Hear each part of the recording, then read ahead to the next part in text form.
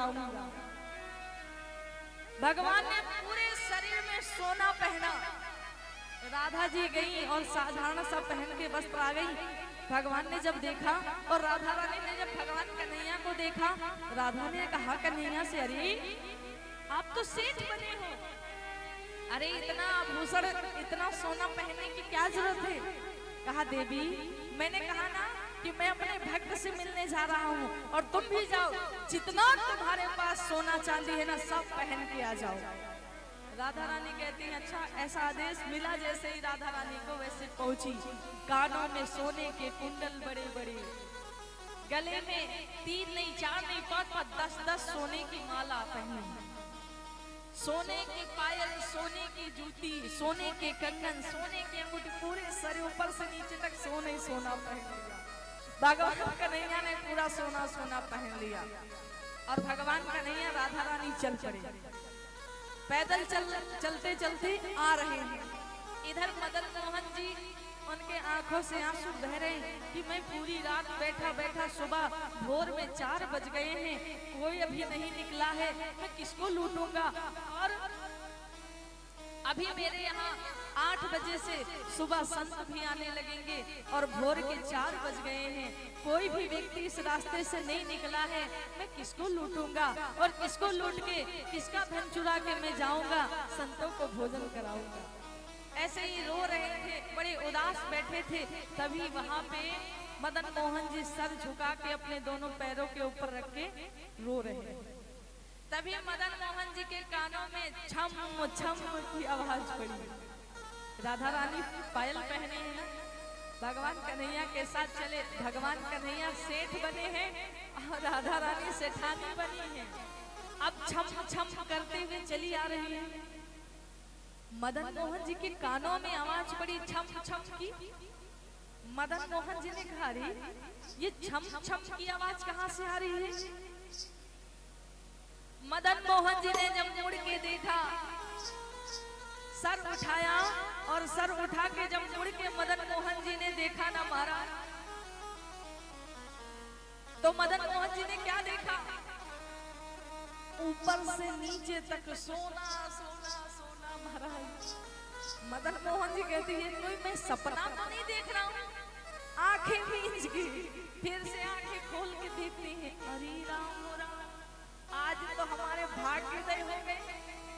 अरे आज 1 नहीं 2 नोट नहीं 3 नोट नहीं, पूरा सोना सोना का ढेर लग जाएगा। 1 दिन नहीं 2 दिन नहीं 3 दिन नहीं, ये पूरा सोना लूट के मैं न जाने कितने सालों तक संतों को भोजन करवाऊंगा। मदन मोहन जी खड़े हो गए अपनी लाठी को लेकर के, कहा चले आओ और थोड़ा करीब आ जाओ, मैं तुम्ही को आज लूटूंगा। अब मदन मोहन जी क्या जाने कि ये कौन है। भगवान कन्हैया और राधा रानी चली आ रही हैं और जैसे ही पास में आके पहुंचे, मदन मोहन जी लाठी लेके बीच रास्ते में खड़े हो गए। और भगवान कन्हैया भी नाटक करने लगे, झूठा नाटक, कैसे कांपने लगे, हाथ पैर कांपने लगे और राधा जी को कोहनी से कह रहे, धक्का मार रहे, तुम भी कांपो, डरो इनसे डरो। राधा रानी भी डरने लगी, कन्हैया भी डर रहे हैं। और जब दोनों लोग कांपने लगे तो मदन मोहन जी कहते हैं तुमको पता है।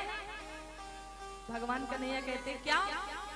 भगवान कन्हैया कहते एक बात पता है। कहा क्या, कि हमने सुना है कि इस गांव में कोई चोर रहता है।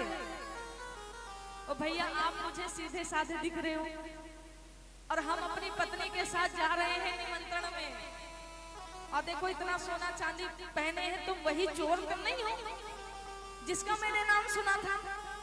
मदन मोहन जी कहते अगर मैं बता दूंगा कि मैं वही चोर हूँ तब ये दोनों लोग भाग जाएंगे और ये 2 हम अकेले, हम पे दोनों भारी पड़ जाएंगे। मदन मोहन जी ने कहा ना ना ना, मैं वो चोर नहीं हूँ। अरे मैं तो अपने गांव की रखवाली करने वाला हूँ। लाठी देख रहे हो ना। हाँ हाँ, कहा मैं अपने गांव की रखवाली करता हूँ, कोई भी चोर हमारे गांव में जाने ना पाए। भगवान कहते अच्छा। तो भगवान कहते भैया तो तुम एक काम करो। कहा क्या। कहा ये जो सामने बाग दिख रही ना, इस पार चलो, हमको छोड़ दो, तुम्हारी बड़ी कृपा होगी और तुमको उसको बदले में मैं तुम्हें थोड़ा धन दे दूंगा। मदन मोहन जी ने कहा ये उपाय अच्छा मिल गया, अगर ये गांव की तरफ जाएंगे, गांव की तरफ हम इन दोनों को लूटेंगे तो गांव वाले दौड़ आएंगे, दोनों चिल्लाएंगे तो गांव वाले दौड़ आएंगे। मदन मोहन जी कहते हैं ए सेठ जी सुनो। भगवान कहते हैं हाँ मदन मोहन जी बताइए।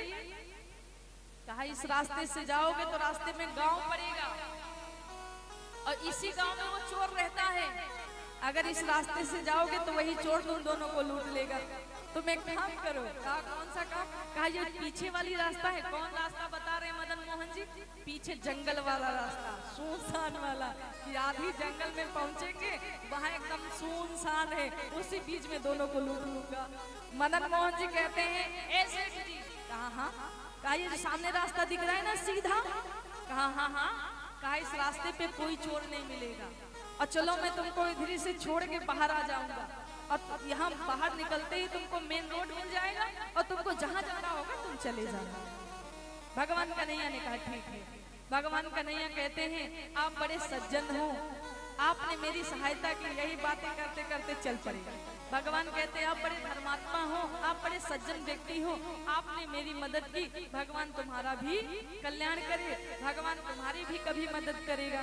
यही बातें करते करते मदन मोहन जी सोच रहे मन में अरे चलो तो अभी आधी रास्ता पहुंचो फिर बताते हैं, जो तुम्हारी ये बोलती है बंद हो जाएगी।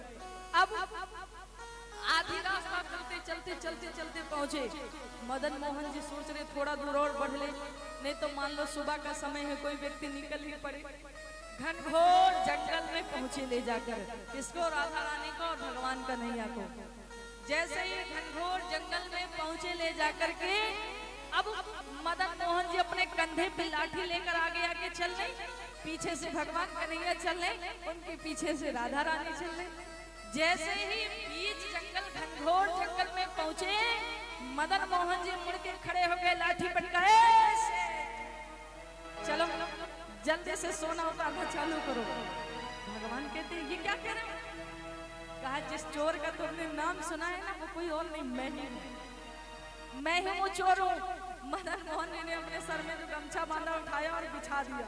कहा चलो जल्दी निकालो, अगर नहीं निकाले ना दोनों लोग में से एक भी सोना निकालना नहीं चालू किया तो आज मैं लाठी लाठी इतना मारूंगा कि जाने लायक नहीं छोड़ूंगा।